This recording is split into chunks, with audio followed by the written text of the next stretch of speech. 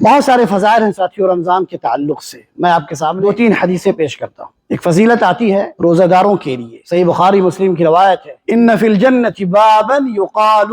لہ ریان، جنت میں ایک باب ہے، ایک دروازہ ہے جسے ریان کہا جاتا ہے، لا يدخل منہ الا الصائمون، اس گیٹ سے صرف اور صرف روزے دار داخل ہوں۔ روزے داروں کو بلایا جائے گا، این الصائمون، کہا جائے گا کہاں ہے روزے دار، آ جاؤ اور اس گیٹ میں داخل ہو جاؤ جنت کے، اس گیٹ کے ذریعے۔ پھر جب سارے روزے دار داخل ہو جائیں گے تو یہ جنت کا یہ دروازہ، یہ گیٹ بند ہو جائے۔ تو یہ فضیلت ہے ساتھیوں روزہ داروں کے لیے، جو لوگ اللہ کے لیے روزہ رکھتے ہیں ان کے لیے اللہ سبحانہ و تعالی نے ایک مخصوص، ایک اسپیشل گیٹ بنا کے رکھا ہوا ہے۔ جنت کے 8 دروازوں میں سے ایک دروازہ باب الریان ہے، اس میں صرف اور صرف روزے دار ہی داخل ہوں گے اس گیٹ سے۔ حدیث میں آتا ہے ساتھیوں، اللہ کے نبی صلی اللہ علیہ وسلم نے فرمایا، الصیام والقرآن یشفعان للعبد یوم القیامہ، قرآن اور روزہ قیامت کے دن اللہ سبحانہ و تعالی کے سامنے شفاعت کرے گا۔ یقول الصیام ای رب منعته من الطعام والشہوات بالنہار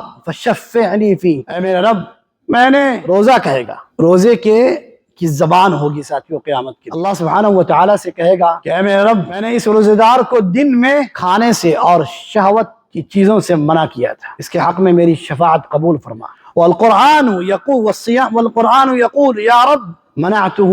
بالنوم في الليل فشفعني فيه، اے میرے رب، میں نے اسے رات میں سونے سے منع کیا، قرآن کی تلاوت کرتا تھا، میرے حق میں، اس کے حق میں میری شفاعت